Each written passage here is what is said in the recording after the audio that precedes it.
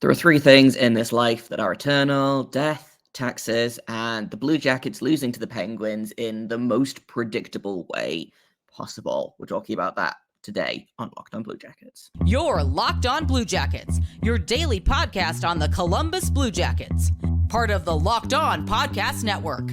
Your team every day.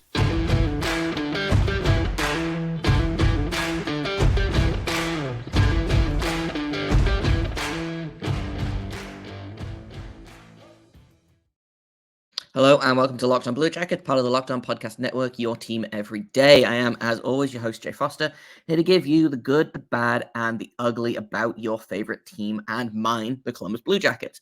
Before we get started, I want to thank everyone for making this your favorite listen of the day. First listen of the day, every single day. Locked On Blue Jackets is free and available on all podcast platforms and over on YouTube. I don't know, I might be your favorite listen of the day. Who knows? I just want to let you know that today's episode is brought to you by FanDuel. Make every moment more, because right now new customers are going to get $200 in bonus bets with any winning $5 bet.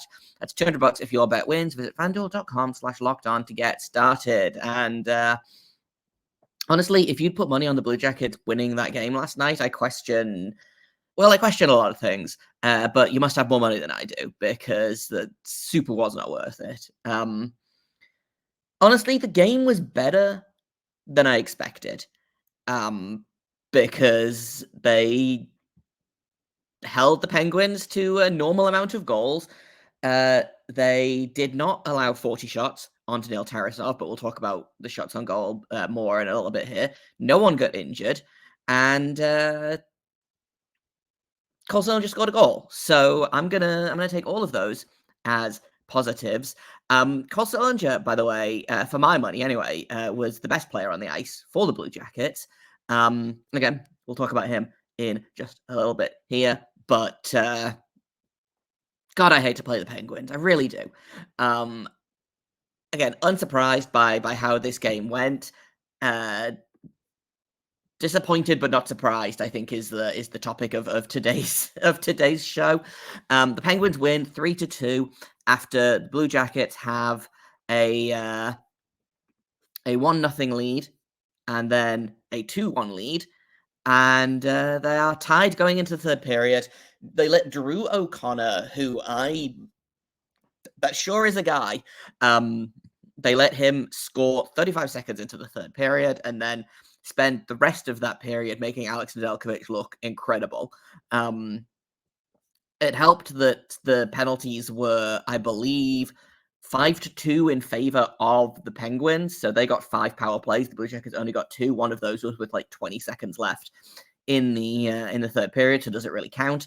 But man, we talked yesterday about how bad the Penguins have been on the power play. So really, I should have seen this coming, because this is not my fault.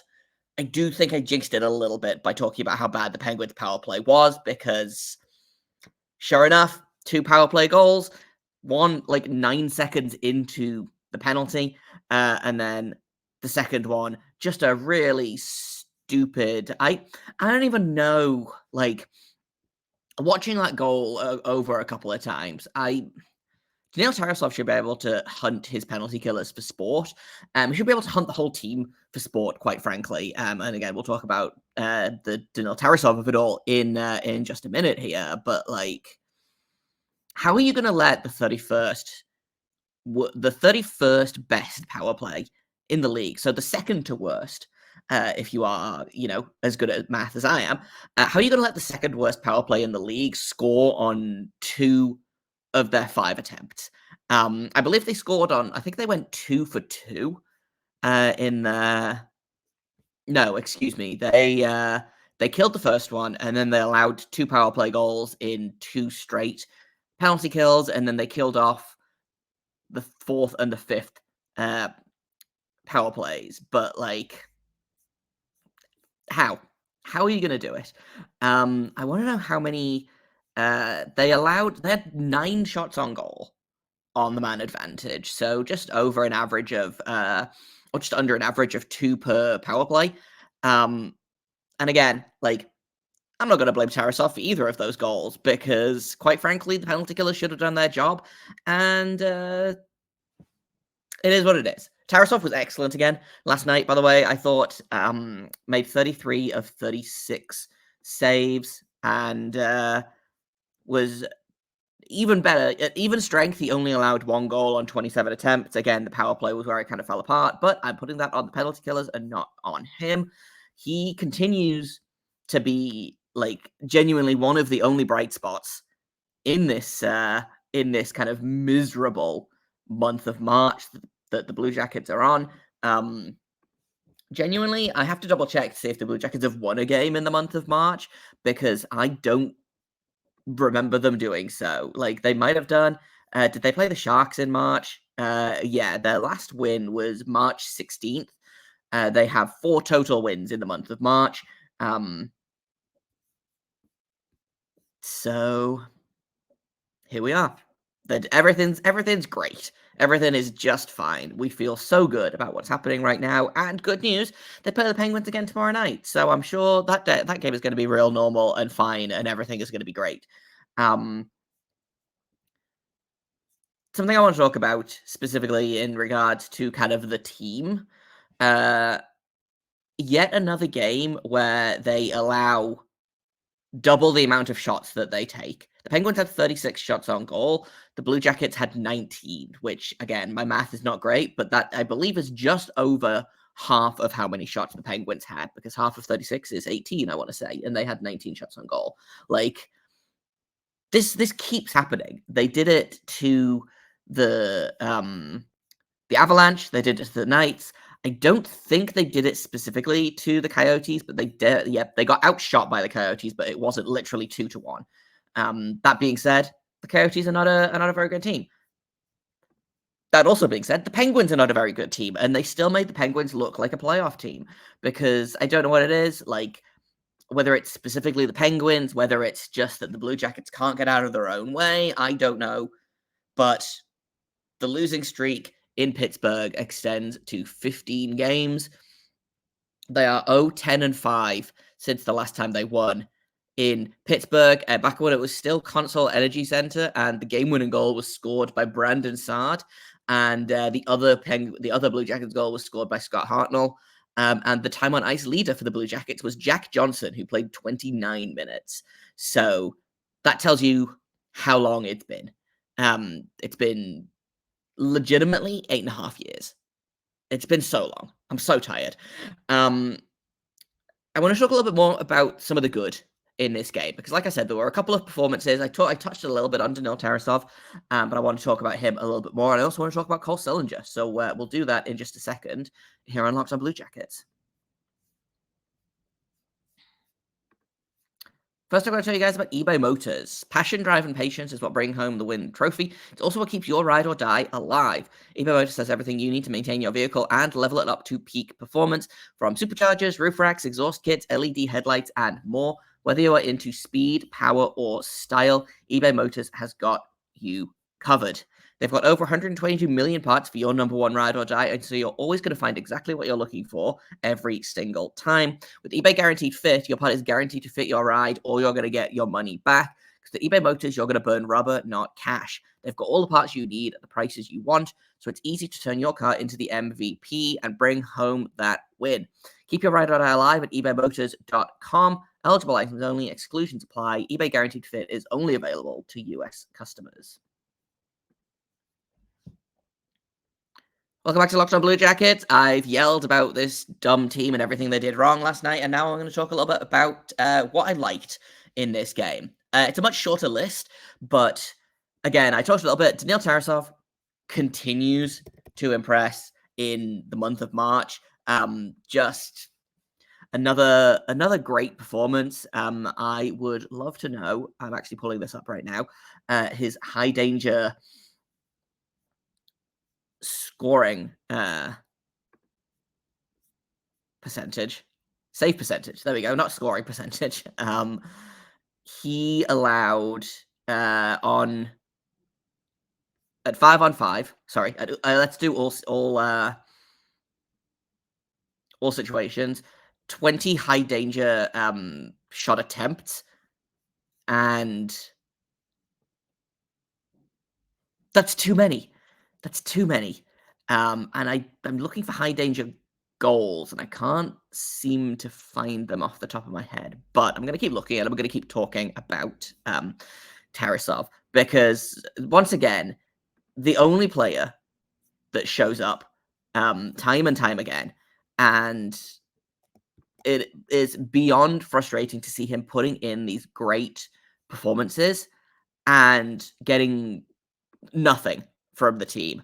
The only thing he's got from the team in this game was like one good goal from Cole Sillinger, who we'll talk about in a minute, one really stupid goal from Mathieu Olivier, which like honestly could have been called back, and I wouldn't have been, like, I would have been mad about it, but I would have understood. And a terrible penalty kill. Like, that's what he got from the team. In terms of, I can't find his individual stats for this game, but his high danger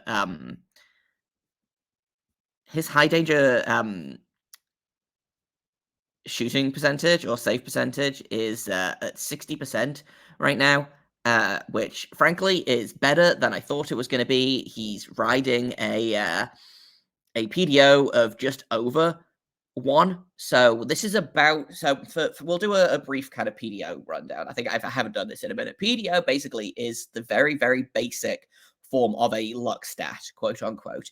And what it is you add your on-ice shooting percentage and your on-ice save percentage together, and you get what's called PDO.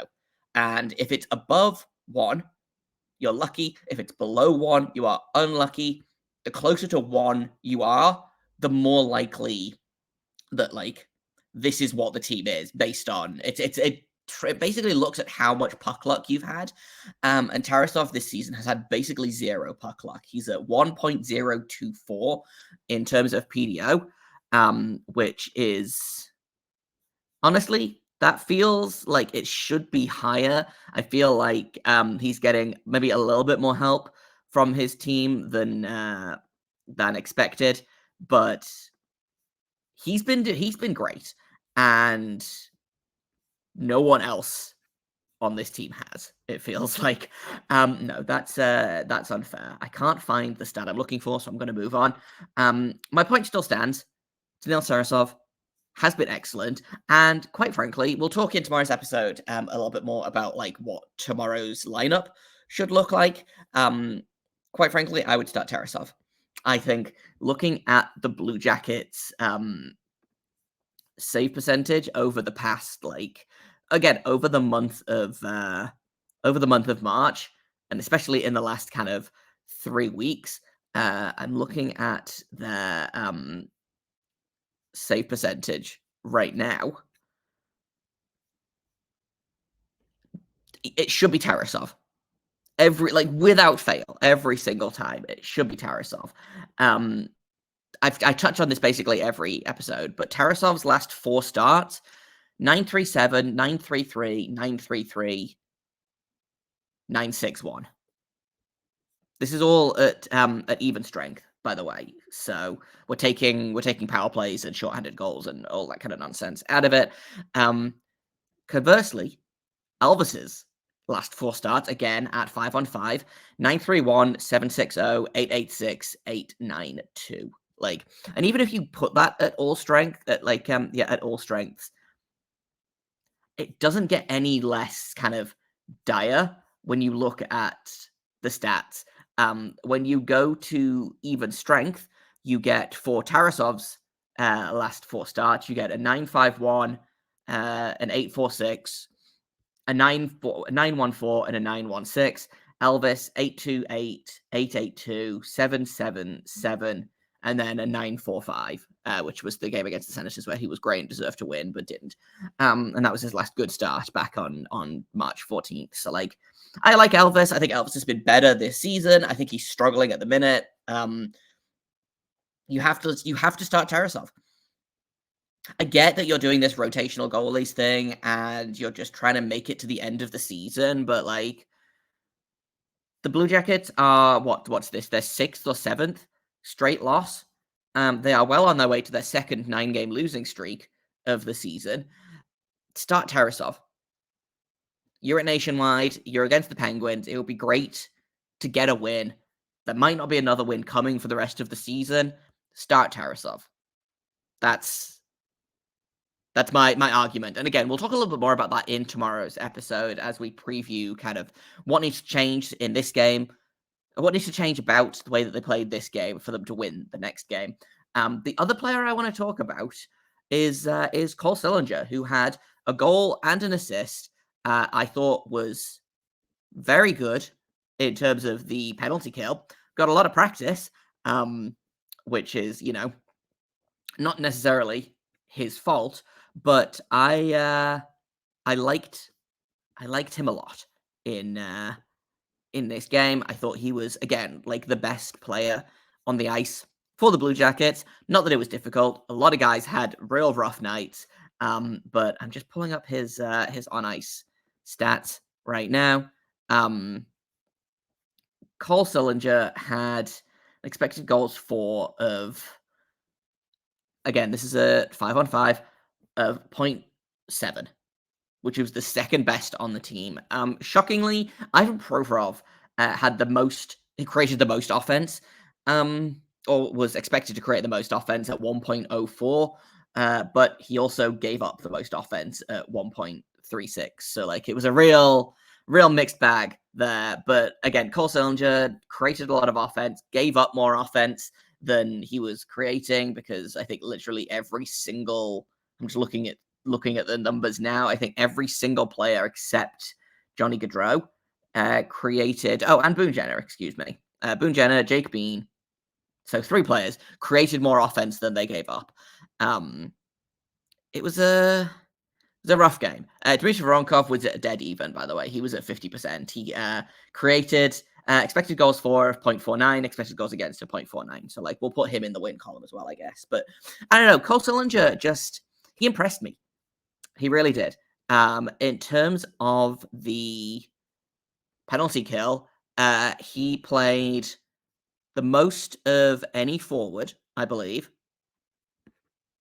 He played the most of any player, actually, on the penalty kill at 343, and only allowed 1 goal. Didn't create any offense, again, on the penalty kill, obviously. But in terms of the expected goals against, he had 0.39. So the only players that did better than him on the penalty kill, Olivier Bean, Werenski, Pucha, and Brendan Gaunt. Now, Brendan Gaunt played 37 seconds. Michael Pucha played 49 seconds. So, like, I'm kind of willing to take those 2 out of it. So the only players that were better on the penalty kill than Cole Sillinger were Olivier Bean and Werenski. And honestly, I have been pleasantly surprised by Mathieu Olivier on the penalty kill. I've been pleasantly surprised by Mathieu Olivier in general, actually, over the past kind of couple of weeks. I think he's been good on the penalty kill. I think he's been good in general. I don't know why he felt the need to drop the gloves in Arizona, I think it was, but sometimes he just does that. So, whatever. The problem is if one of your better players and one of your more consistent players is Mathieu Olivier, like, that feels like, again, there's a bigger problem. That being said, it sounds like there might be a returning player for the Blue Jackets for Saturday's game against the Penguins. So we'll talk about who that is and how he can help in just a second here on Locked On Blue Jackets.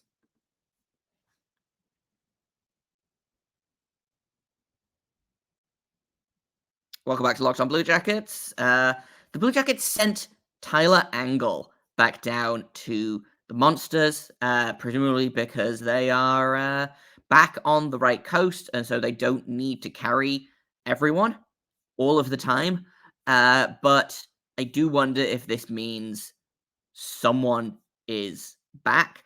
My guess is Alex Nylander is probably back. Would love to see Chinakhov back. He's been out for a little while here. How many games has he missed? But the point is, Tyler Angle has gone back to Cleveland. That's great news for Cleveland, who needed literally anybody's back. And it's good news for the Blue Jackets because it sounds like they're going to be getting someone back. I don't know if this is we don't play today and we're back on the right coast, so we'll send him down for paper reasons and then call him back up so we don't have to spend money on him. I don't know. but Yegor Chinikov is still 7th on the team in scoring, by the way, having not played since March 12th. He's played 53 games this season and is still 7th on the team in scoring. So, like, would be great to have him back. Would be great to have Nylander back, who has been one of the hotter players and maybe the hottest player for the Blue Jackets since the trade deadline. 8 goals in 13 games or something before he got injured, 13 or 14 games. Cooled down a little bit recently, but having him back or having Chinikov back would be great. I still don't think we see Sean Crowley again this season. I don't think we see Adam Fantilli. I don't know that we see Adam Boquist. I don't think we see Justin Danforth. We're obviously not going to see Johnson or Laine back. I didn't realize how many players were on. Like, I knew that they Blue Jackets had a lot of players on the injured list until they showed the screenshot on the intermission last night of, okay, here's the 8 players that are the 8 NHL regulars that are on IR right now or are not in the lineup because of whatever reason. It's tough. The Blue Jackets are at about 250 man games lost this season, which I believe is still fully half of what they were at this time last season, because last season was just so terrible and so bad and everything was horrible. So, like, improvements there, but still not great. Be good to get one of Nylander or Chinikov back. They're the most likely guys to come back this season. I think Boquist could potentially come back.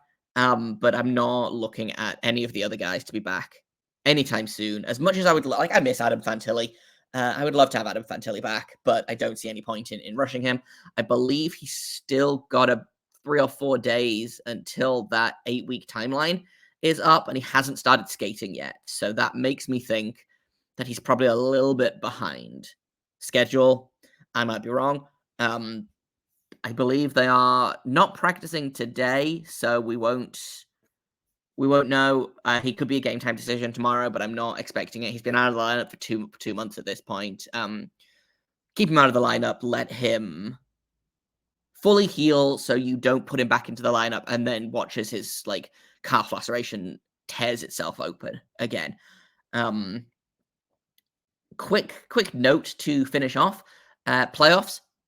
Not for the Blue Jackets, obviously, but we talked a little bit yesterday about the CHL playoffs and who's facing off against who. None of the Blue Jackets played last night. All of their playoffs start tonight, and I would like to give a formal apology to Tyler Peddle, who I thought had not made the playoffs with the St. John Sea Dogs. Turns out they did make the playoffs. They're going to be facing actually his old team, the Drummondville Voltigeurs. So that's going to be a fun revenge series for him, hopefully. But Luca Pinelli, Denton Matecha, Martin Reshavi, Max McHugh are all starting their playoff pushes tonight. Jordan DeMays, Halifax Mooseheads are starting tonight, but he will not be playing. This is the last game of his suspension, I believe, unless they decide to extend it for whatever reason. Apparently, he's going to be appearing in court for 2 DUIs, not just the one. So who knows what's happening there and when he'll be back. Nolan Lalonde's Saginaw Spirit won their first game of the series last night. He didn't play. He was on the bench backing up. But Saginaw is up 1-0 against, I believe, the Flint Firebirds. And in terms of college hockey, Aiden Hresher, Gavin Brintley, and William Whitelaw all in action today in their championship tournament series starts. I don't know what the name is. They're pushed to the Frozen Four. They're all playing today, and I believe that is a one and done knockout tournament. So by this time tomorrow, we'll know how many Blue Jackets are going to be in the next round of their respective championship pushes. I think that's everything I've got for today. Like I said, tomorrow we're going to be talking again about the Penguins, hopefully for the last time this season. Well, not hopefully, it will be the last time we talk about the Penguins this season. One final game and then we're done. We'll preview the matchup. We'll take a look at which Blue Jacket could be returning. Hopefully we'll get an answer about who it's going to be. And then, we're almost free. 9 games left in the regular season, and then we are free. 8 after tomorrow. We can do this. I believe in us. Thank you for listening, for making us your first listen of the day every single day. Locked on Blue Jackets is free and available on all podcast platforms, over on YouTube and on Sirius You can also catch the game on SiriusXM. Just type in Blue Jackets on the SXM app, and you will get every single goal, penalty, and other assorted nonsense happening of the hometown broadcast. Bobby Gallagher does a great job. I've been Jay Foster. You can find me on Twitter at _Jacob Foster, JAKOBFORSTER. You can find the show at LO_Blue Jackets. If you have comments, questions, criticisms, email me at lockedonbluejackets@gmail.com. And until tomorrow, make sure you stay locked on.